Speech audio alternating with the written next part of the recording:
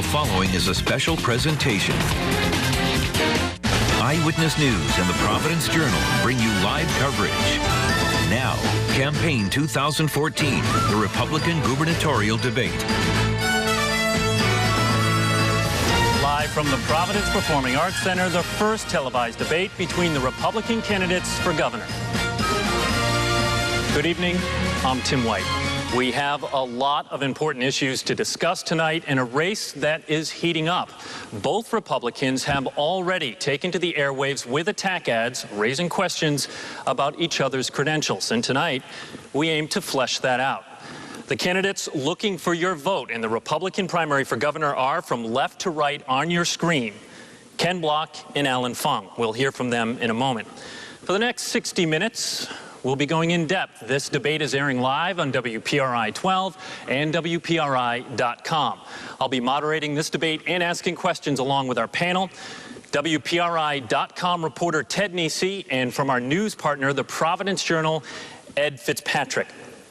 Now let's get down to business. We'll begin with 1-minute opening remarks from each of our candidates. And I want to ask the audience here to hold your applause until the very end of the debate so everyone here at PPAC and those watching at home can hear from the candidates.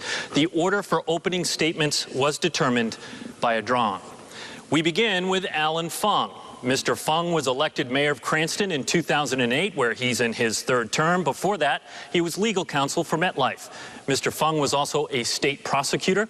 He graduated Rhode Island College and Suffolk University Law School. Mr. Fung, your opening remarks. Good evening, everyone. Thank you so much, WPRI and the Providence Journal, for hosting this gubernatorial debate. Welcome, everyone. I'm Mayor Allan Fung. I'm a Rhode Islander born and raised and privileged to be the three-term mayor of the great city of Cranston. And during that time, we've had an opportunity to stabilize our city's finances. And for the third year in a row, we have not had to raise property taxes. And we did it by consolidating services, reducing personnel, reforming our pension system, moving employees into 401ks. These are real reforms, real results. Most importantly, we've partnered with our businesses and worked to make sure that Cranston is open for business, and we've created an environment where 1,000 new jobs have been created. Clearly, the #1 issue in this election is jobs, and that's why I'm running for governor, to put people back to work. I've done it in Cranston, and I can do it for the state of Rhode Island. Thank you so much. Thank you, Mr. Fung. Now, Ken Block. Mr. Block ran for governor in 2010 as a moderate party candidate. Prior to that, he worked for GTech. Mr. Block founded 2 software companies. He's a graduate of Dartmouth College. Mr. Block, your opening remarks. Good evening. Thank you, everybody in the audience and those at home watching this evening. I want to thank you for caring enough about Rhode Island to tune in. I'd like to introduce my family who's in the audience tonight. My wife, Jennifer, who's a 6th grade science teacher, my 12-year-old son, Sam, and my 10-year-old daughter, Anna, and my father, who's in the audience as well. I own 2 small businesses in Warwick. And people ask me, why are you running for governor? And the answer is quite simple. I'm running because I don't want to see my kids leave this state to find jobs when they graduate. I want to make sure that my children can have a future here in Rhode Island. We need to make Rhode Island competitive. Career insiders, political insiders, have hurt our state, and only an outsider with the right skills and the right abilities can fix what's broken here. Ladies and gentlemen, together we will fix Rhode Island. Thank you, gentlemen. Now to the topics at hand. As you know, there is no strict format to tonight's debate. We're looking for an open and honest discussion of the issues. We will allow for some back and forth. In fact, we encourage it as long as it's on topic. We have a lot of ground to cover tonight, so if I feel like you are taking too long or you're not answering the question, I will jump in. And of course, the #1 rule, as you both know, obey the moderator. All right, here's our first question. And we'll start with Mr. Fung. Of any of the campaigns, Republican or Democrat, you were the first to go on TV with a negative ad. You called your opponent's supporters blockheads. How do you defend insulting voters in the primary right off the bat?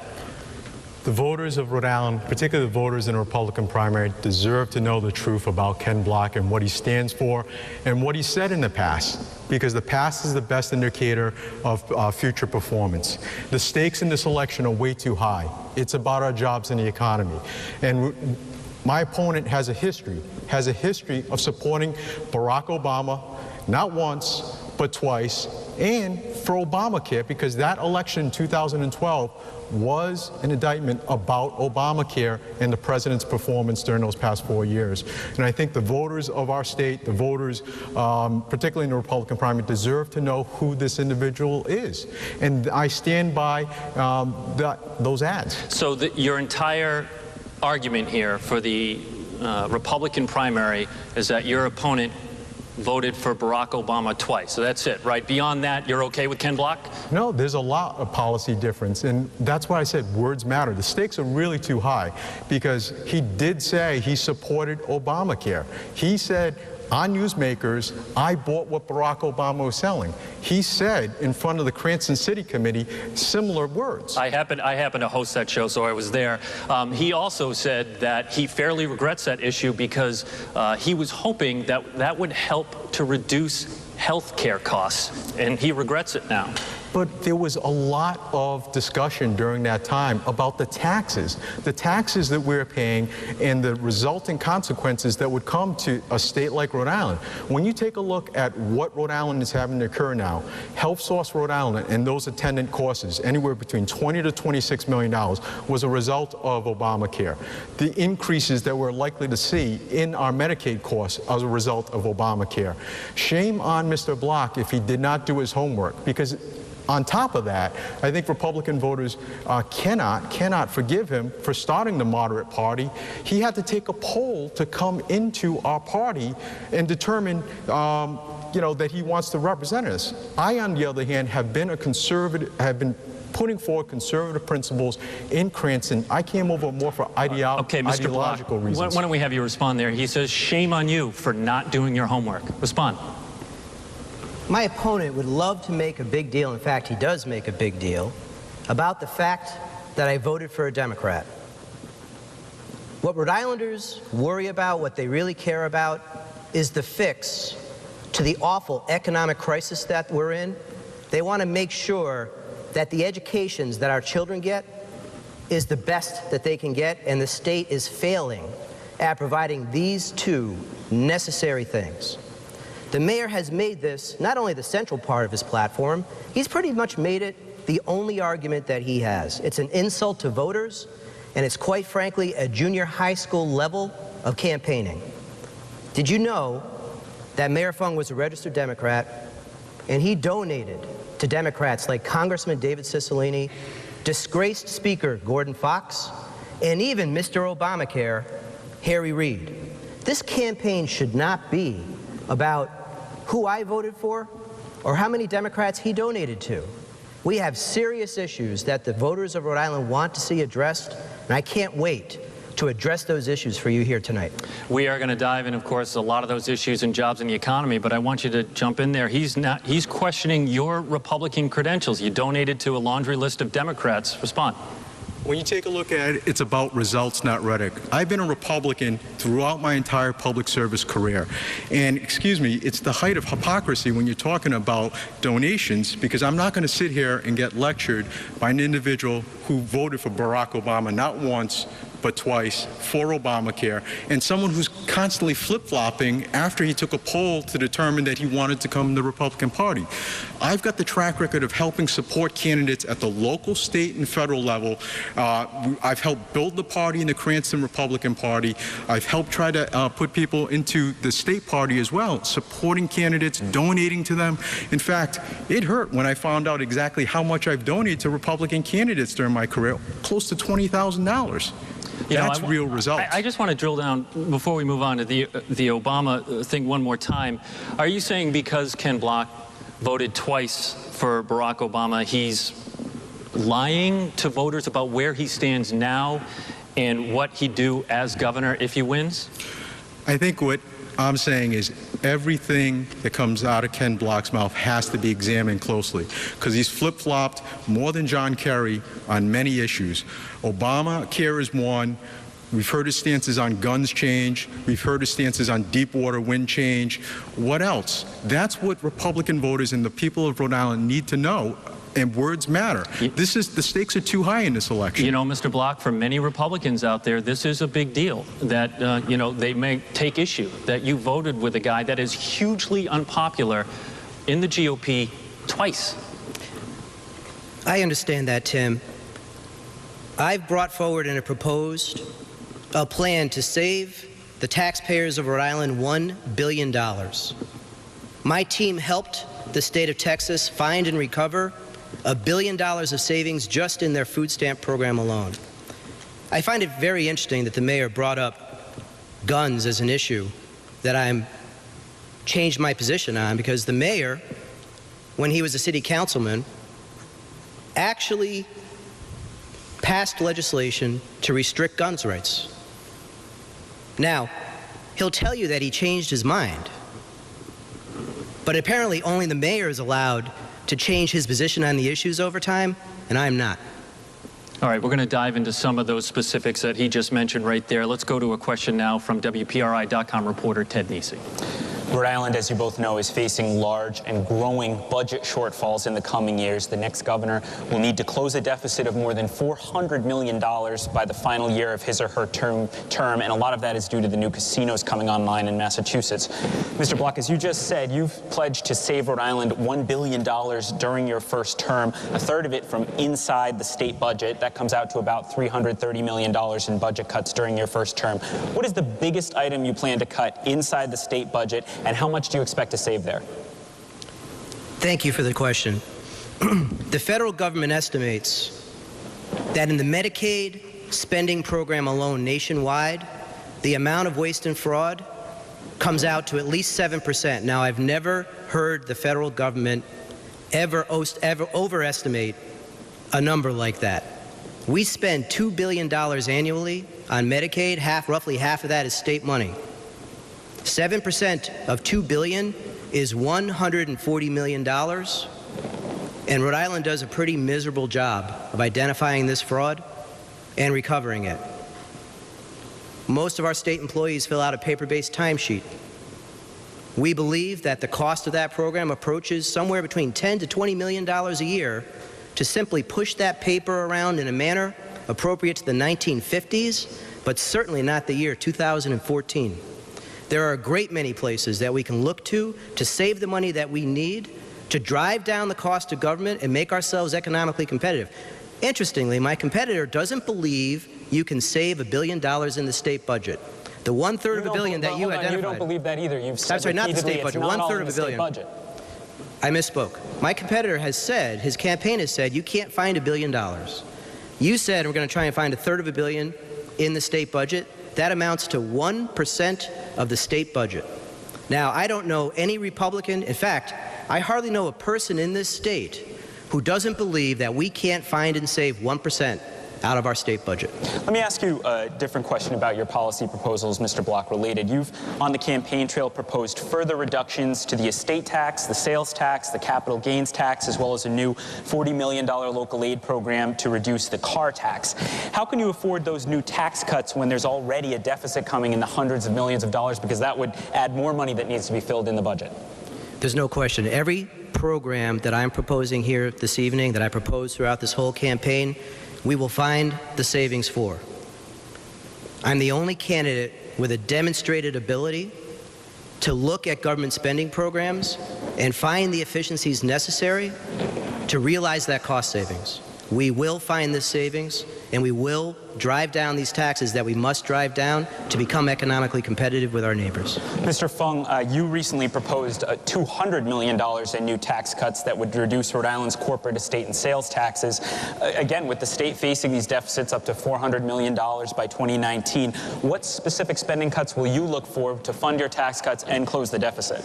Well, unlike my opponent, my plan is realistic. And it addresses and makes us, if we implement that $200 million tax reduction plan, one of the most competitive in the Northeast, with the cuts in the corporate tax, cutting in half by, that minimum corporate tax, the estate tax to get it to the federal level, and getting our sales tax equal to Massachusetts to stop the flight.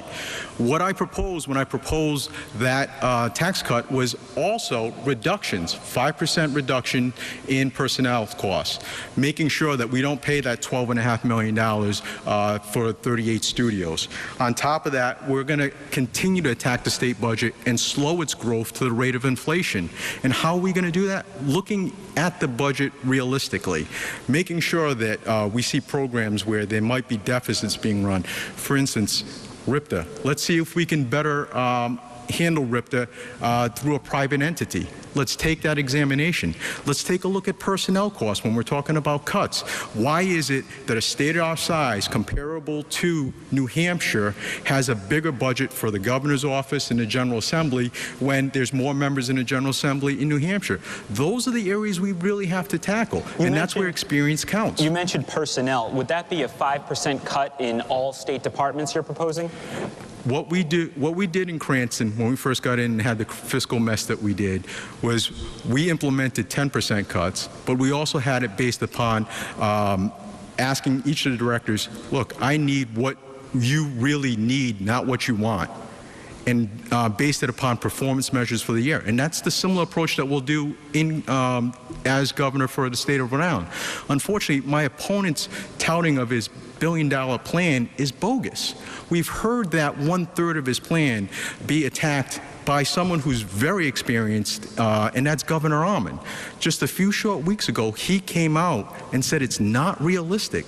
And this is why experience counts. If you're going to go into looking at budgets, you need to have the dedication and detail and experience, and that's what Rhode Islanders need right now. Mr. Block, I'll allow you to respond on that. He said that your plan is bogus. Great. You know, when I joined the Republican Party, never in a million years did I think I'd be criticizing for wanting to reduce the size of government. Talk about unrealistic. My opponent is booking $13 million of savings in the budget from not paying 38 studios. What we've just saw in the legislative session that's just about to wrap up is our General Assembly has no interest whatsoever in doing anything but paying off those bonds. I don't know how the mayor will ever find that $13 million because I don't believe this General Assembly has any interest in cooperating with that plan for him. Mr. Fung, that ship has sailed. They made the clear indication they're going to pay those bonds from here on out. But then it has to go in year after year. And that's where the governor's role, in that leadership role, I will stand with the taxpayers of Rhode Island every time. Will you veto any budget that has that $13 million payment in there, even if it has the other elements that you like? That's why it's so important to push for a constitutional convention for a line item veto. Yes or no? Yes or no? Would you veto any budget that has that in there? Yes, I would veto a budget. Just to send a message, it's that important that I would stand with the taxpayers around, because it is very important. When we're talking about putting $12.5 million that can be used in other areas, particularly with respect to business development, helping create jobs, that's how we're going to build this economy back up. We need more facts on 38 studios before we make that payment. Okay, we're going to go now to a question from Ed Fitzpatrick of the Providence Journal. When the Democratic candidates for governor were on the stage just last week, they had a hard time identifying sharp differences in their stances on public policy. Thus far, you two have been critical of each other, but you've taken similar stances on issues ranging from cutting taxes to eliminating the master lever to not paying the 38 studios bonds. So tonight, can you name one major policy stance that distinguishes you from your opponent regarding what you would do in office? Let's start with Mr. Fung. Outside of the Barack Obama policy difference, one of the things that I won't support, will not support, as part of his billion-dollar plan that I consider bogus, is when he says 2/3 of his dollars are going to be outside the budget. One of those areas is in unemployment. What he's talking about is raising costs of unemployment insurance for certain industries, seasonal industries. We're talking about hospitality and tourism, industries that I came out of because my parents had a small Chinese restaurant. What he's talking about is cost shifting and increasing significantly significantly. Those costs to many of those industries, many of those employers, many of whom are struggling, people in the construction industry, agriculture, and that's not right. Raising taxes is not the way to go about doing it. What we need to do is reform the entire system, whether it's shortening the reform period, reducing benefits, or making sure that people don't have opportunities to continue to game that system year after year. That's a fundamental difference. Before we go back to Ed, why don't, Mr. Block, you take 30 seconds to respond to the unemployment insurance?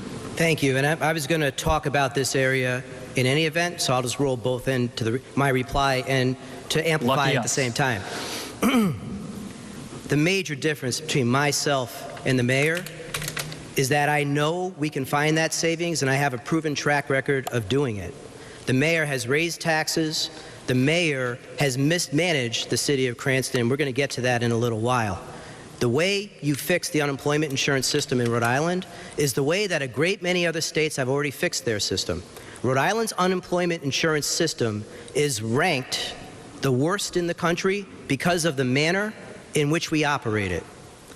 The system is fundamentally unfair to the vast majority of employers in this state who are paying way too much in unemployment insurance because a small number of employers abuse the system and lay the same people off at the same time of year every year, year after year. When that happens, it's no longer insurance. It's something else. It is the subsidization of this small number of employers' payrolls by the majority of employers in this state. That's wrong. It's broken. A great many other states have fixed that, and we need to fix that too. Unless this is your answer, Ed's original question was, what would you identify as your one major policy difference from your opponent, Mr. Fung? And the major policy difference is I believe, and I know that we will find the savings necessary. Mayor Fung doesn't believe that he can. Mayor Fung relies on made-up numbers, $13 million from 38 studios, a $70 million budget deficit, the way he's going to pay for his $200 million program. That may or may not be there. I'm going to guess it's most likely not going to be there. There's a gigantic difference between our two approaches. A $70 million surplus? Surplus, that's right. Okay. All right, let's move on to our next topic. In our latest WPRI Providence Journal poll, I know this won't come as any surprise, but the #1 issue on the minds of primary voters was the economy and jobs. And Mr. Block, we will start with this with you here tonight. And I want to ask you the same question that I asked the Democrats last week, so I hope you watched the debate. And that is, what is the one element you want people to remember about your jobs plan when they walk out of this theater tonight? Thank you. Jobs and the economy are the most important issues facing our state. We are in an economic crisis. The reason we suffer, the reason we have the country's highest unemployment rate and one of the worst ranked economic climates is because we have allowed our economy to unwind. Because of our bad economic climate, we have high unemployment. We have to become economically competitive with Massachusetts. We have to drive down the cost of doing business because, let's face it, when you're driving down the road and you see two gas stations next to each other, and one is selling gasoline for 25 cents a gallon less than the other gas station, you are going to pull into the gas station with the cheaper gasoline. It's the same issue with businesses, and right now, because of our economic climate, way too many businesses choose to go to Massachusetts as opposed to coming here to Rhode Island. That dynamic has to be addressed. That is what my 3-2-1 plan does. You know, with 50,000 people roughly out of work, they might not hear a lot of immediate relief in that. What you're asking here or saying is your big plan is to turn around the economic climate in Rhode Island. I mean, how long can the 50,000 people that are out of work now expect that to take? Well, here's the great thing about this state. We are a small state. We're not a large state. That means the changes that we make can have a much more immediate impact on the problems that we have right now. I believe that we can turn this state around in a short number of years, especially if we attack the worst of the taxes that make us uncompetitive. And by the way, the #1 tax that kills us in terms of economic climate is in fact the unemployment insurance tax, the one tax that Mayor Fung proposes that we leave alone. Mr. Fung, with his overall plan of turning around the climate here, is there anything in there that you liked in his ideas? No, I'm glad that Ken copied a lot of my tax reduction plans, So but that's a yes. I went further. And my tax reduction plan is the furthest cuts of all of the gubernatorial candidates have been out there. And it's going to send a message to those businesses that are here in Rhode Island struggling, as well as businesses outside, that Rhode Island means business, that we're open for business. That's what we have to do. We just saw in the Providence Journal article on Sunday about the outside developer that was afraid to come in and bid on that 195 project. They want stability. Employers want stability. CEOs want stability. And if you send a message through these deep tax cuts, that's going to send a message that we care about them, particularly those that are struggling through this economy now. But on this 3-2-1 plan, it sounds great. Every time, we hear politicians like Herman Cain come out with his 999 plan, it sounds great. But when you take that deep dive into what is behind that plan, 3 minus 2 minus 1 equals 0. It's a lot of rhetoric. And, I take offense at Mr. Block saying that I don't care about unemployment. What I'm saying is we have to reform the system, not shift costs and raise taxes on one industry, particularly the hospitality industry. And Dale Venturini from the Hospitality Association, if you're watching out there, you should be afraid if Mr. Block is going to be governor, because he is going to raise taxes on unemployment for many of yours industry. And our industry right now is being propped up by many in the hospitality industry. 30 seconds response, Mr. Block. And I would say to the CEOs of Raytheon and G-Tech and every other large corporation that's here in the state, you ought to watch out for Mayor Fung. He doesn't have your best interests at heart. He's pandering to a very small slice of the business community in the same way that he panders to special interests in a great many areas in the way he governs as well. All right, we're going to go to a question from Ted Nesi. Ted. Back to budgets. You're both talking a lot about cutting spending tonight, but before Lincoln Chafee took office, Rhode Island had Republican governors for 16 straight years. During that time, the size of the state budget nearly more than quadrupled, from less than $2 billion to nearly $8 billion. Obviously, a lot of that has to do with Democrats running the General Assembly, but those Republican governors couldn't stop that large growth in the budget. Mr. Fung, what do you think Governor Almond and Governor Carcieri did wrong, and what will you do differently to avoid that kind of situation on your watch? Well, first of all, I've done a lot of it in Cranston, even with an overwhelmingly Democratic legislative body. We've worked with them. We've put a lot of our plans out there. When I first got into office, I inherited a fiscal disaster. We not only had a structural deficit from the last administration, but not 1 year, but multi-year cuts coming from the governor's office and the General Assembly. That is going to have to change, because we have to focus on many of the individuals that are there working together, but how we also achieved a lot of change in Cranston was we tried to work together, putting out a lot of plans, but if they're not going to follow those plans, then we took it to the people of Cranston, and they listened. And they sent a message about their trust in me and what we did to turn the state around. They believed in the reforms that we put forward on the pension reform. They believed in the cuts in personnel that we had to also do. So there are a lot that we're going to have to do working together. And if not, we're going to have to use the power of the bully pulpit. And the governor also can't be afraid to wield the power of the executive order. How large was Cranston's budget when you took office, and how large is it now? Right now, the budget that was just passed is about $260 million. When I first took office, it was about 200. Oh, God.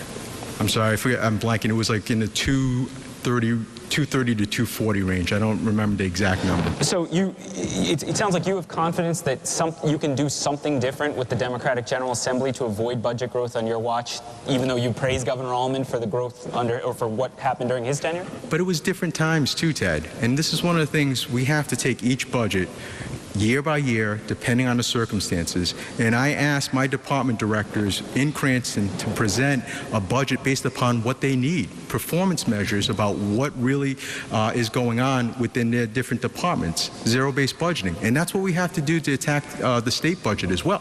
Mr. Block, same question to you. The budget grew from less than $2 billion to nearly $8 billion under Republican governors. What would you do differently from Governor Almond and Governor Carcieri to avoid that sort of situation on your watch? A lot of people try and draw parallels to the waste and fraud work that I have already done for the state and that I'd like to continue doing for the state, and the big audit that Governor Kucheri ran. The big audit was a fishing expedition without any real targets in mind. And I'm able to tell the voters of this state exactly where we are going to look for the savings necessary to pull this state out. What's interesting about the mayor is he talks about his fiscal responsibility, but when he was asking for tax increases as mayor, oftentimes his Democrat city council had to reduce the size of the tax increases that the mayor was asking for. The Democratic city council was acting more Republican than its Republican mayor. We'll let Mr. Fung respond in a second to that, but first, keeping on this question of how a Republican governor works with the General Assembly, sometimes it sounds like you're running against the General Assembly as much as Mr. Fung. You're very critical of the leadership there. How would you work with those same Democrats, particularly Senate President Paiva Weed, if you take office and need them to achieve your priorities? The governor's office, in my opinion, is all about the bully pulpit. I've been talking about that since the day that I announced my candidacy. And I've been using the bully pulpit. We've used it in the effort to get rid of the master lever, an effort that I'm happy to say I believe will be successful. Sometime this week, I believe Rhode Island is going to take a step that most other states have already taken. We're going to eliminate the master lever in this state, and it's only because of the following reason. We got people to care, we got people to show up, we got people to turn out in the State House in numbers big enough to convince the General Assembly that to do the right thing. And when it comes to economic issues, my job as governor is to rally the business community, and hundreds of business owners have already committed to me that they'll show up when I ask them to come. They'll come to the State House and advocate on their own behalf to help fix the unemployment insurance mess and to fix the other programs that we have that are in desperate need of being fixed. Okay, we have to move this debate along, but I do allow Mr. Fung 30 seconds to respond. He says that the Democratic council in your city had to pull you back from raising taxes more than 3 years ago. And this is coming from an individual who's never experienced a fiscal crisis or handled a fiscal crisis like what we've encountered in Cranston during these tough times, because we have implemented many fiscal policies, and a lot of the changes that we've done, from the pension reforms that we've done, moving people into 401ks, reducing personnel, as well as consolidating services, have led to the point where we haven't had to raise taxes these past 3 years. So those are the real results that people rely upon. All right, thank you, Mr. Fung. Now let's go to a question from Ed Fitzpatrick of the Providence Journal. We've received a lot of emails on the topic of guns. So, Mr. Block, when you ran for governor in 2010,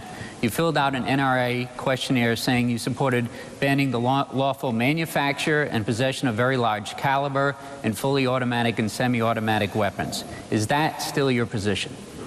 That is not my position. I've been educated since I've entered this race.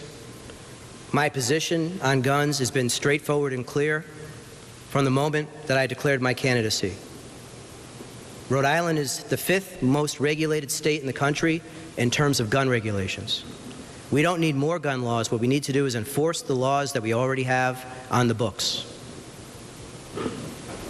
Mr. Fung, as a Cranston councilman in 2004, you voted in favor of a non-binding resolution calling for Congress to renew a nationwide ban on assault weapons. Is that still your position? No, actually, my position on guns has evolved as well. But it's evolved naturally, not because I am running for governor. In fact, how it evolved was, you have to understand where I'm coming from. When I grew up in South Providence, and we saw a lot of other issues cropping up. Criminals with guns. My parents, who are also in the audience, taught me not to touch a firearm. I came from a different background, but it's evolved.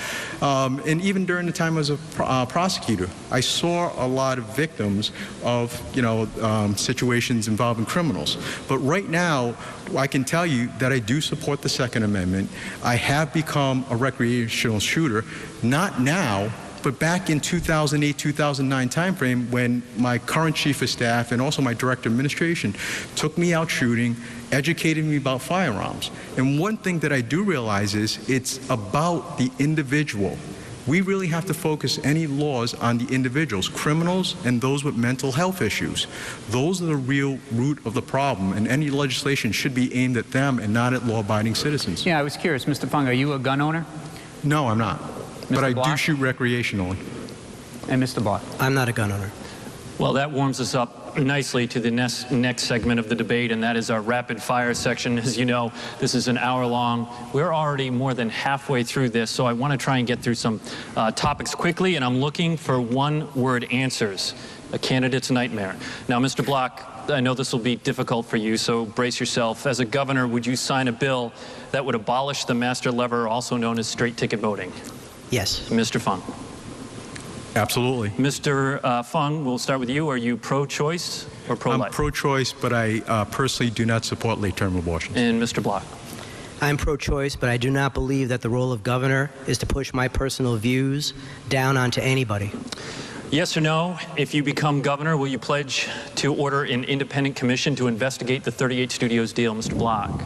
Absolutely yes. And Mr. Fung? Yes. As governor, would you sign a bill, yes or no, that would establish a legal market for licensed businesses to sell marijuana to adults 21 years of age or older, Mr. Fung? Not at this time. And Mr. Block? Not at this time. Mr. Block, we'll stay with you. What letter grade, A through F, would you give to Rhode Island's last Republican governor, Don Kachiri? We only have an hour, I'd Mr. have to Block. say a B minus. I'd say a B minus. And Mr. Fung? I would say C because of Deepwater and also 38 Studios. Mr. Fung, do you support driver's licenses for undocumented immigrants? Yes or no? No. Mr. Block? No.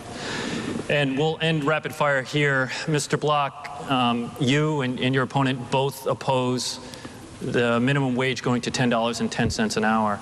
The House Labor Committee passed a bill that would raise it to $9 an hour in 2015. As governor, would you sign that into law?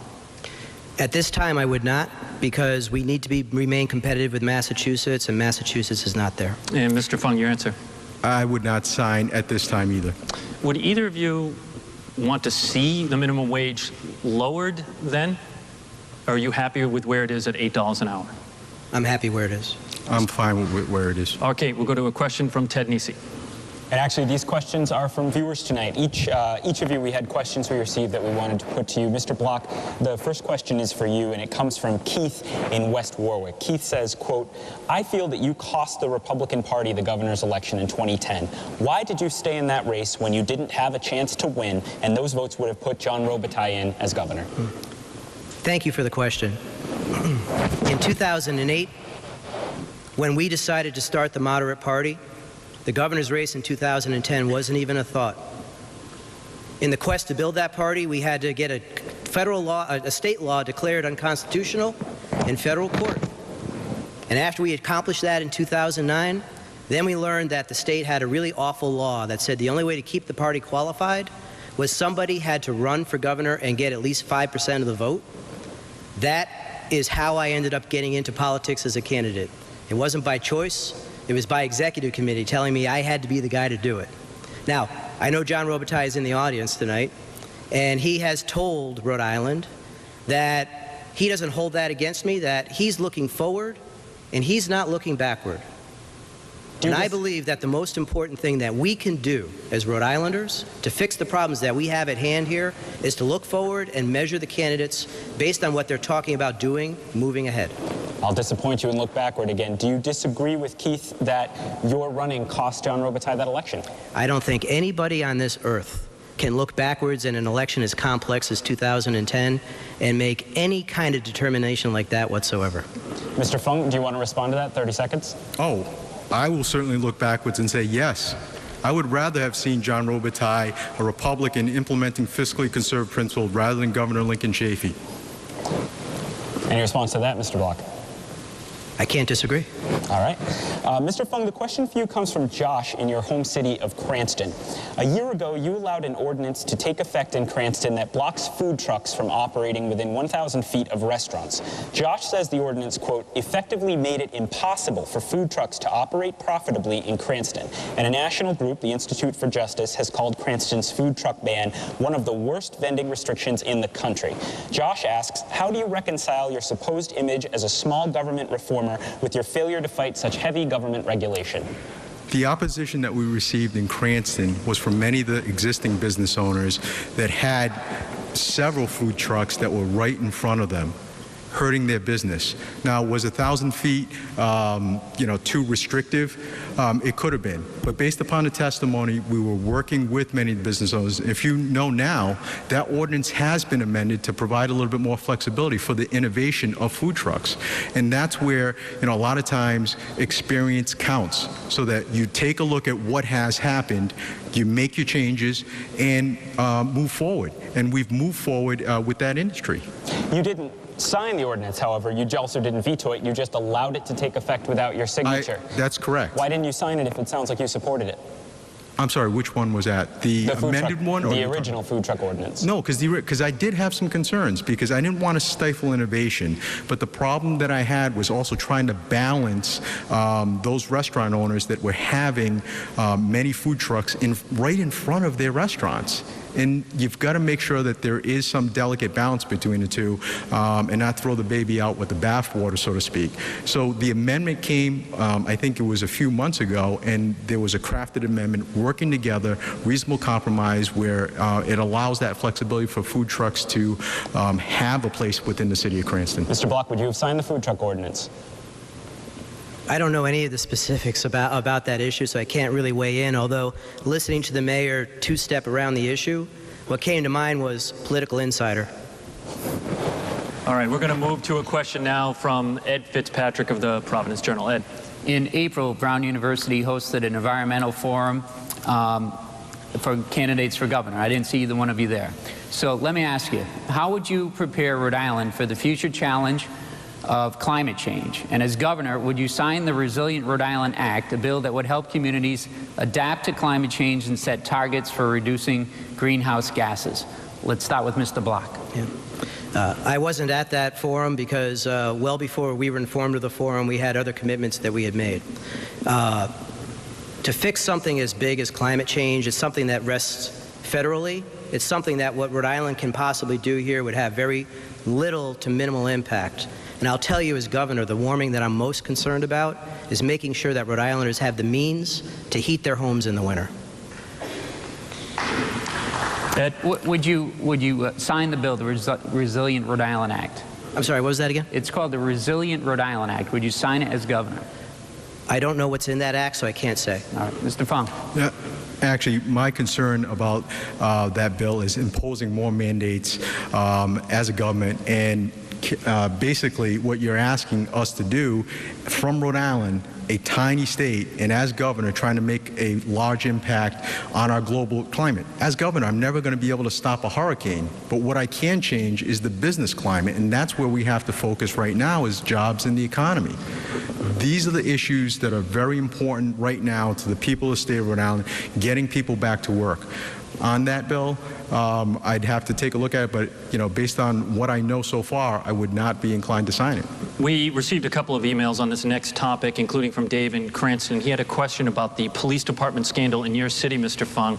Look, I'm not looking to litigate what is going on over there, so let me just distill his question. Mr. Fung, issues with your police department have plagued the last year of your administration as mayor, from a ticketing scandal to a police captain who is suing the city. Many people, including this viewer, may question your ability to lead the state when on a smaller scale, things at the department have been such a mess. What do you say? Well, I do believe in holding people accountable. We brought in the state police, we took decisive action, brought in the state police, and when we did, we asked them to take a look at the ticketing issue, but also to give me an objective assessment of the entire department. You brought in the state police after the media discovered the ticketing scandal issue. Is that correct? No, not necessarily. The time frame of what happened was back in December when it was brought to light through I think it was a records request from the media, which is absolutely correct about that incident. Once that happened, we started taking it very seriously, started the investigation. At a point in time, we called in the state police for two reasons. not only on the ticketing issue, but also to give me an objective assessment of the entire department. And right now we have an opportunity to move the department, move the city forward. Mr. Fung, the ticketing scandal was well in the news cycle for weeks before you held a news conference announcing that the state police were coming in. So a lot of people may look at that and say, wait a minute, he didn't react until things were getting really ugly. No, I disagree with that, because bottom line is we have a lot of good men and women within the police department in the city of Cranston, and we are holding people accountable. We have the opportunity now to get a new police chief, to move the department forward in the best interest of the residents of Cranston. We've held the people accountable, and we've taken decisive action on the officer that was involved with the ticketing issue, and we've moved forward with our recommendation of termination. Mr. Block, it's easy to criticize Mayor Fung on this, as you did in your TV ad, but is that really fair? I mean, if you become governor, should you be held accountable for the actions of everyone below you? In the circumstance of a local police department and when your job is the mayor, 1,000% yes. Mayor Fung, in his defense of his actions and mismanagement of the police department, claimed he was not micromanaging his police department. I don't believe he was macromanaging his police department. Mayor Fung mismanaged that police department so badly. Mr. Mayor, if you can't manage your own local police department, how can you ask these voters for a promotion to be governor? And I want to be clear about the timeline of what happened very quickly. You accepted money from the same police union you negotiated the contract with. You negotiated a contract that was so rich that your democratically controlled city council rejected it, precipitating the tickets. And then you did not bring in the police department. You asked your police department to investigate itself. And then you asked an outsider from New Jersey, of all places, to come in and investigate. And only an hour before your city council was going to vote to force you to bring in the state police, did you then bring in the state police. This is not governance. This is not leadership.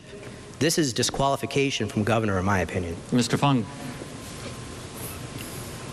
First of all, I'm a little disappointed in Ken's statement, because no one during the time I've been governor, or even during my professional career, has anyone questioned my ethics. Now, I'm not going to sit here on stage when the one person on the stage who has been fined by the State Board of Elections for funneling money into his moderate party. Let me be clear. I've always put the Cranston taxpayers first when I was negotiating. If we were negotiating unfair contracts, how can we have 3 straight years of no tax increases? Do you believe that the union members liked when we had to lay people off? Do you think union members liked when we had to freeze their COLAs so that we can save the pension plan? Do you think that they liked moving into 401ks like us in the private sectors? Do you think they liked when we fought for a mayoral academy? These are the results that I've put forward. And I'm not going to sit here having my ethics questioned. But the bottom line is this. We acted and we held people accountable, even in the police department, where we've moved with that recommendation of termination on that officer. But what Mr. Block also conveniently forgets is we've done that in the past. We've taken strong action and fired 2 other officers in the past during my administration for improper actions while they were on duty. We will hold people accountable. My administration has a record of doing that. And when you're dealing with over 600 employees, a lot of things can happen. And I understand that Ken doesn't have that experience coming from a small business background. Mr. Block, I'll allow you some time to respond. Yeah. Mr. Fung, I am questioning your judgment. Absolutely.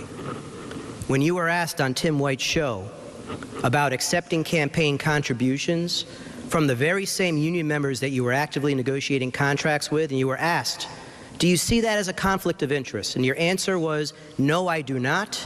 And in fact, I accept money from a lot of other unions as well.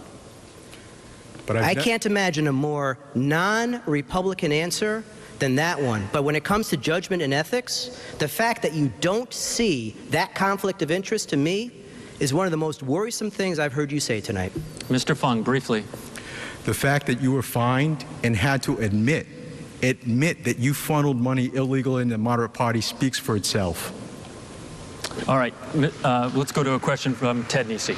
Both of you are running as strongly pro-business candidates. You've said tonight you're going to look out for the business community, yet both of you are also opposed to paying off the bonds sold in 2010 to benefit 38 studios. The Greater Providence Chamber of Commerce's president recently pleaded with lawmakers to pay the bonds, saying, quote, a decision to default could have widespread and dire consequences when it comes to a multitude of Rhode Island's current and future economic development projects. Mr. Fung, is she wrong? I do not believe so, because we haven't done our due before making that decision about making that $12.5 million payment on an ongoing basis. When I say we haven't done our due diligence, we are in a lawsuit right now where there are allegations of fraud and intentional misrepresentation. And I can't believe that the governor and treasurer hired back the financial advisors who they sued when there are those allegations, but that's another story. On top of that, that SJ advisors report that was presented did not ask, in my opinion, the right questions of the people that we also really need to know Mr. about. Fung, the question, though, is the Greater Providence Chamber of Commerce, voice of the business community, says, please pay the bonds. We're very concerned about the impact on Rhode Island's economy, and you would ignore that. I'm telling the Providence Chamber, telling the people of the state of Rhode Island that, yes, I would not be paying it because we don't know all the facts. We have to stop making payments, whether it's government officials or anyone, without knowing all the underlying facts, especially when there's fraud, and particularly, Ted, particularly when the right question that needed to be asked is, what would the bond buyers do? I will stand every single day with the people of the state of Rhode Island, not Wall Street, on that, because we have to get all the adequate information before we move forward in paying that bond. Mr. Block, same question to you. Why would you ignore the state's largest business advocacy organization on this issue? For the simple reason that there is not unanimous agreement. In fact, it's very far. It's 50-50 in terms of what the actual impact of not paying off those bonds are. But let's face it, there's probably not a better issue in the state of Rhode Island that demonstrates the danger that insider politics represents to us, the taxpayers of Rhode Island, than 38 studios, and the unwillingness of political insiders to go after and identify the truth and help us to understand how this possibly happened and who we are going to hold accountable for what has happened to us. We're not getting that investigation. The taxpayers aren't getting what we need to understand what happened and to make sure it hasn't happened and won't happen ever again. Until we get that, I believe we must stand firm and we should absolutely not pay those bonds. What would you say to the head of the chamber then when she says, I'm very concerned about the impact this would have on our businesses regardless of how bad a deal this was? There are more than one time where I haven't seen eye to eye with the head of the Providence Chamber of Commerce. This is one of them. All right, I want to ask you both briefly, because I want to make sure we get to closing remarks, so answer these questions as quickly as you can. The Board of Education, Mr. Fung, gave illegal immigrants the ability to get in-state tuition at Rhode Island public colleges. Are you okay with that? And if not, what steps would you take to overturn that policy if elected? You know, I was opposed to it originally, but from what I know right now, it has not had a great impact fiscally on the budget, so I would leave it alone for now. All right, you wouldn't touch it. Mr. Block, you heard him. He wouldn't move to change it. Do you agree with that? The rules of that program are folks who are in the process of obtaining their citizenship are the ones who are eligible for the tuition assistance, and I'm fully on board with that. Okay. It wasn't exactly a wedding scene at the Game of Thrones tonight, but there was some back and forth here. So, Mr. Block, I'd like you to say something nice about your opponent. Absolutely. I'm happy to do that. And, Alan, I really I find it admirable that you helped your parents in their small business when you were younger. I respect that. I respect every small business owner in their state. I'm sure that that was formative for you, and I'm sure that it stands you in good stead as you're moving ahead. And in Mr. life. Fung, briefly. Sure, and you know, I definitely do appreciate, Ken, your dedication on the master lever, because it was an important issue and one that I was impacted by personally back in 2006. So, you know, I appreciate your dedication on that issue. All right. Well, with all that in mind, Mr. Fung, if Mr. Block wins, will you endorse him in the general election? I've always supported the Republican candidate, and I will do so if it's Mr. Block. And Mr. Block, if Mr. Fung wins? Absolutely, and of course. Okay. Now, each of the candidates will have a chance to make their closing remarks. A reminder to our live audience to hold your applause until the very end when both candidates have given their 60-second remarks. Again, the order for closing statements was determined by a drawing. We begin with Allan Fung. Mr. Fung, your closing remarks. Thank you, WPRI and Providence Journal, for hosting this very important gubernatorial debate. Thanks to all in attendance and the audience at home. Tonight, you heard a very stark contrast between myself and my opponent. My opponent has supported Barack Obama not once but twice, supported Obamacare, and gave us 4 years of Governor Lincoln Chafee. I, on the other hand, have served as a proud Republican throughout my career of public service. Rhode Island needs a proven leader, and it needs it now. In Cranston, we've done that. We've consolidated services, cut from the budget, we've moved new employees into 401ks, reformed our pension system, saving $6.5 million in 1 year. And there's no tax increases for the past 3 years for the property owners. Because of these reforms, I'm proud to say we've been able to create 1,000 new private sector jobs. And on day one of a Fung administration, we're going to make sure Rhode Island's open for business, and what we've done in Cranston, we're going to do for the state of Rhode Island to ensure there are new jobs in the state. Thank you, Mr. Fung. Now, Mr. Block, your 60-second closing remarks. Ladies and gentlemen, thank you so much for listening to my plans and ideas for how to fix Rhode Island. Rhode Island suffers from a crisis in leadership. This crisis in leadership has led to the economic crisis that we suffer from today, an economic crisis that threatens us all. But it doesn't have to be that way. Insiders who put special interests ahead of the public interest is how we've gotten to the situation that we are in now. We are a small state. The good news is that our small size permits us to turn ourselves around much more quickly than if we are a large state. And this quick turnaround is not only possible, it's necessary. We can fundamentally fix what's broken in Rhode Island, but only if we elect an outsider, someone with bold plans and the proven ability to get the job done. Ladies and gentlemen, I know that together we will fix Rhode Island. Thank you. Now to our live audience, your chance to applaud the candidates.